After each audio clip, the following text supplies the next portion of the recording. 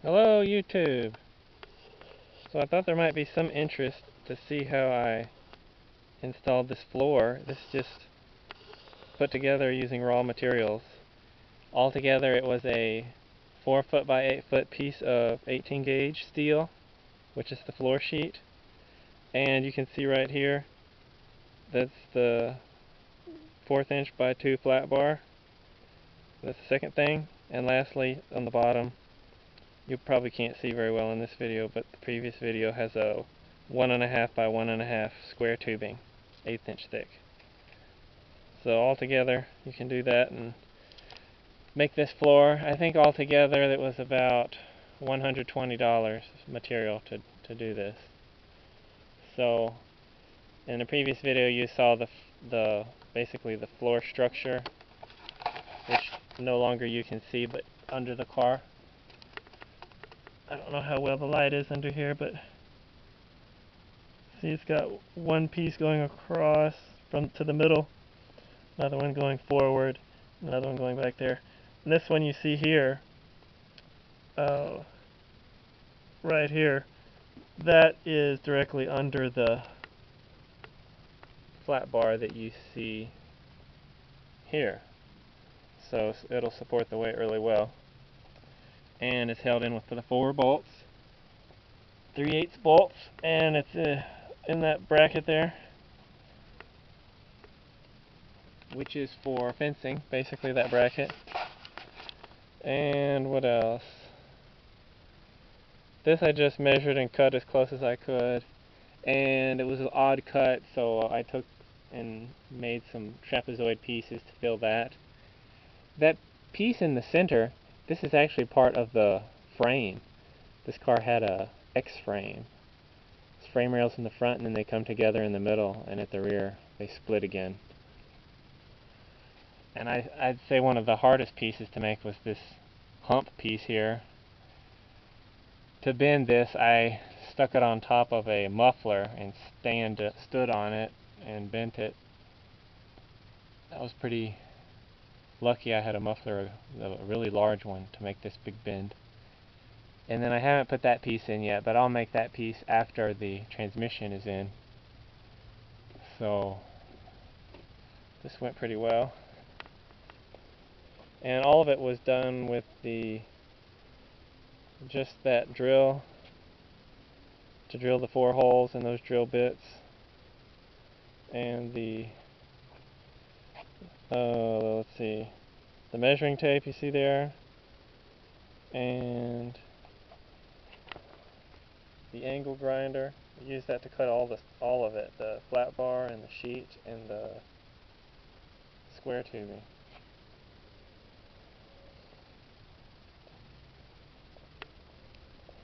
And of course the wire welder you need. I used a flux core, so and mine's 220 volt.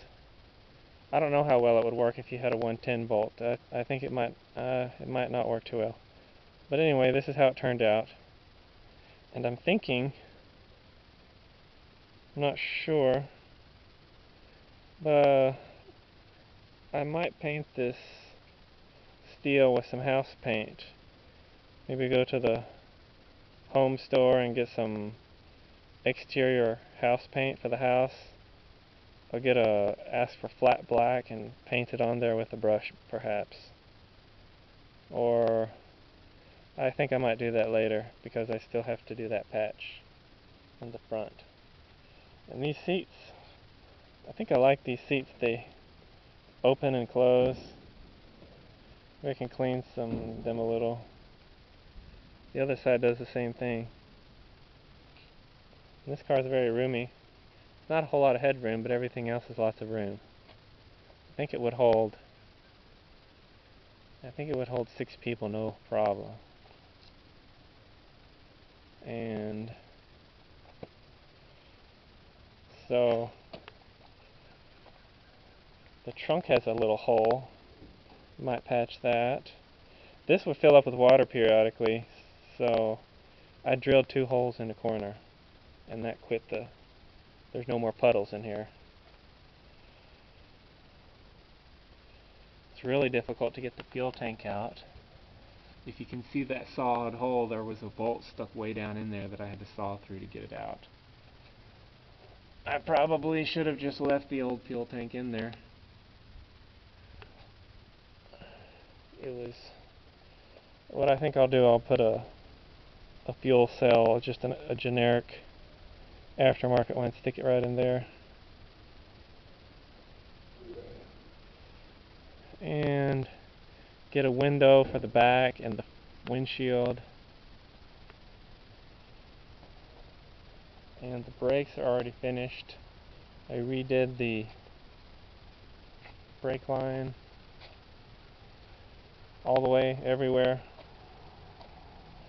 To hold it down, I think they sell these clamps. You can, they're self-drilling or self-tapping or something, and they go in the metal, but I didn't want to do that, so I just used all those nuts. I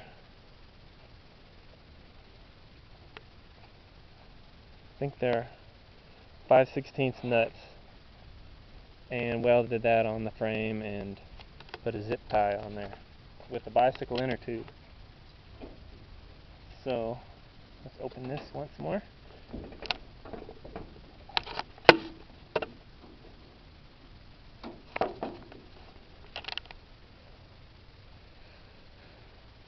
Yeah, there's the tube. Brake line. Oh, and I got a disc brake conversion kit. You might not be able to see it with the wheels on, but so the conversion kit, you just buy all they give you is the mounting plate for the caliper, and you have to get the rotor and the caliper. And he said, the person that sold the kit said there's all these special parts you have to get that are not very common, like a 1975 Cadillac something or another, and some other, I think the rotor had to be a 98 half-ton Chevy pickup truck, and you can buy it new. But I bought I got all those parts used, and I just used a 70, or I think maybe it was a 1980 brake caliper from it was a 3/4 ton Chevy pickup, but a 1 ton would have been the same. And they fit fine, but the brake hose was in a different place, and you have to cut off the little brake mount and weld it in a new location, which you can see kind of. It's right there, if you can see that brake hose.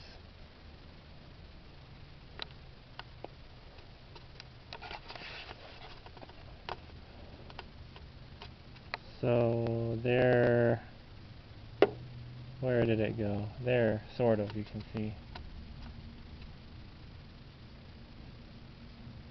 Right here. This had to be welded in a new spot. And so lastly, we're basically done. Just put the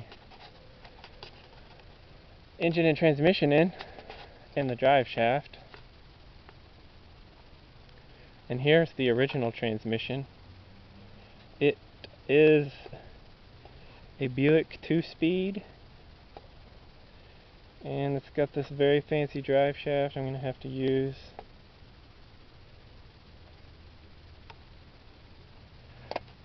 There's a couple bolt holes there.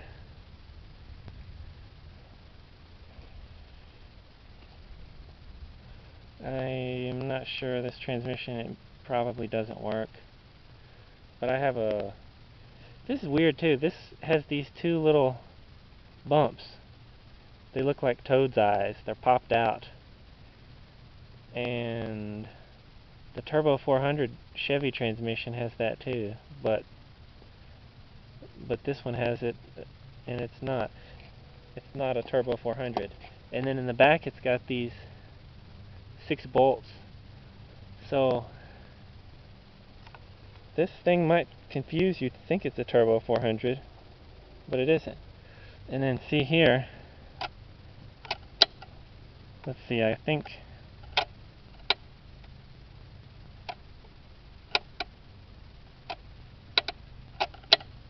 So I think this is park, reverse, neutral, 2, or D rather, I guess you'd call it, D for drive, and 1. So it's missing a click. If this was a Turbo 400, it would be park, or it'd be park, reverse. How did it go? Park, reverse, neutral, drive, 2, 1 is how it would be. And this one's not that way. And it still has that on the dashboard.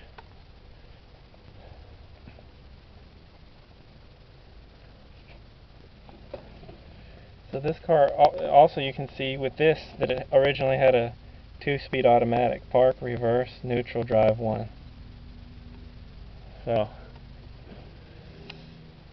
now finally, let's look at the engine I want to put in this car. It's a really great one.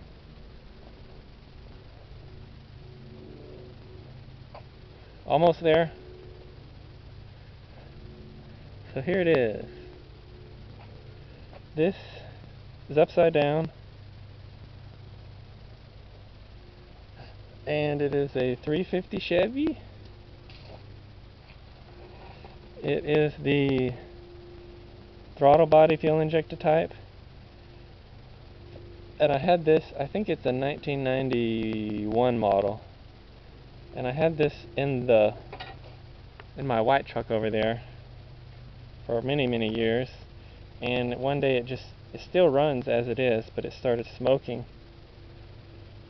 and just enormous amount of smokes coming out of the breather filter. So it would eat huge amounts of oil. You'd have to put, I think every week maybe you'd have to put 2 quarts of oil in it and only drive it, maybe drive it 30 minutes a day at 60 miles per hour, something like that.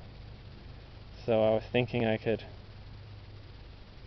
hopefully just take I haven't decided exactly, maybe just take the cylinder heads off and see if the pistons are broken, 1 or 2 of them hopefully, and put a new piston in and put everything back the way it was with the new head gasket and be finished and stick it in there.